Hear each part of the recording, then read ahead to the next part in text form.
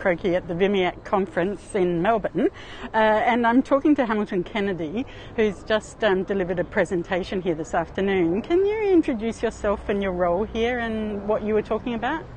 Hi Murray, my name's Hamilton Kennedy and I'm a youth consumer peer support worker for Origin Youth Health. I work at Origin's inpatient unit and in the community supporting young people who are deemed to have a mental illness, that are acutely unwell, that require hospitalisation.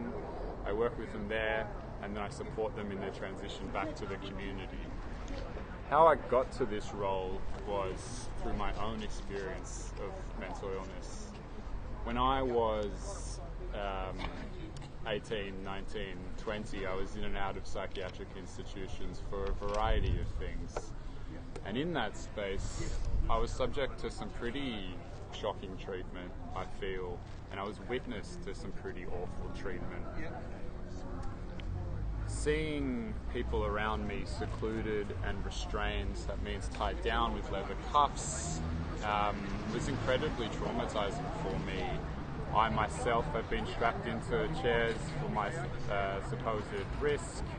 I've been crash tackled and dragged along to secluded areas because my behaviour was not what was supposed to be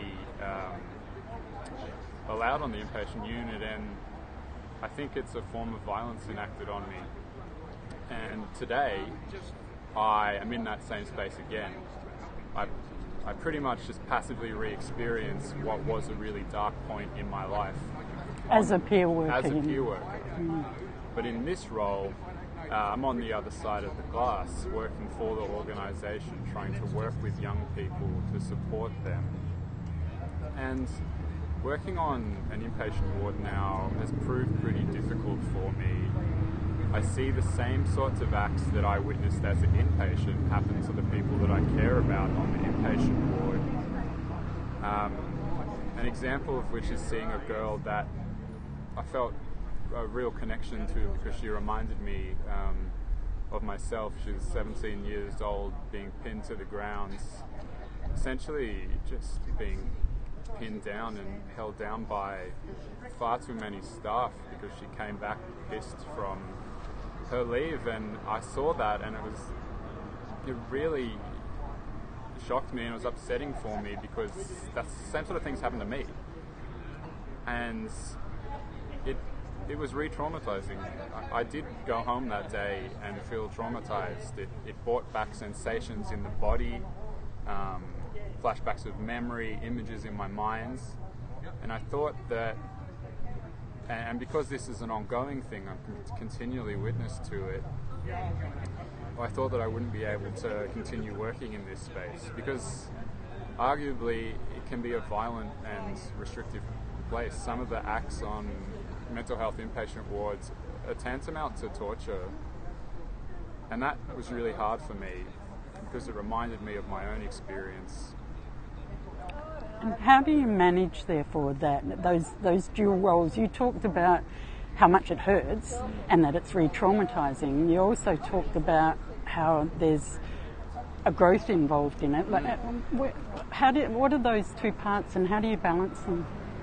Well, I guess I'm committed to working with young people, and if I'm going to work in this inpatient unit space, I am going to be witness to things which are re-traumatising. So I guess I have two options with what I can do with that. I can try and suppress my emotions, have this cold exterior, or I can embrace it. And if I adopt a cold exterior, I'm not doing what at least I feel a peer support worker should be doing, which is being vulnerable and showing emotion.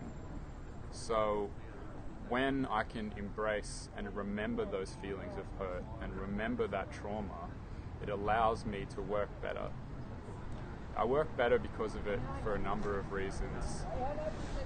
When I reflect on trauma that's happened to me and I see trauma impacting on others, I'm able to have a better connection with them because it may be the first time in their life that they've ever encountered someone that can say, hey, I've actually experienced the same thing as you, and here I am today, and look at me.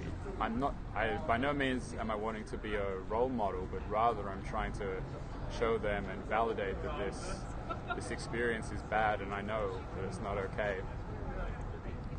I also use the re-traumatisation in the workplace as fuel and anger for my passion when I'm involved in consumer consultant or consumer representative things. When I'm in that space, I have to channel my anger into arguably, I have to try and dress it up nicely and be confident and direct with people. But what is informing that is my anger. I'm angry about the treatment of myself and the people and my peers. And so I have to harness that in a productive way. And if I don't think I'd be able to do it anymore. If I was ignoring these feelings, it would make me burn out and deteriorate. And does that fit within the system and within your employment? Well, it fits within my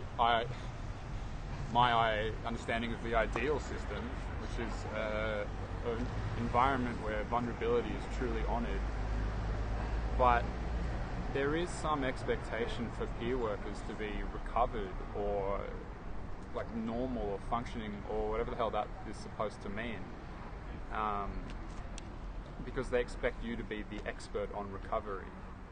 And by no means am I an expert on recovery. My mental health story is still emerging and it's changing. I feel extremely supported by my organisation. However, many other peer workers are forced in a way to sort of close off their vulnerability and their emotions for fear of being treated differently, or they won't be taken seriously if they're emotional. And alternatively, I want us to be taken seriously because we're emotional. You talked about some things that are needed, from decent pay through to more systemic changes. What would you like? What are your priorities for? My priorities, first of all, would be assuring that all consumer employees are paid the appropriate award. I'm aware of consumer employees that are paid under receptionist awards, which is not the same. The work is fundamentally different and as a result deserves an appropriate wage.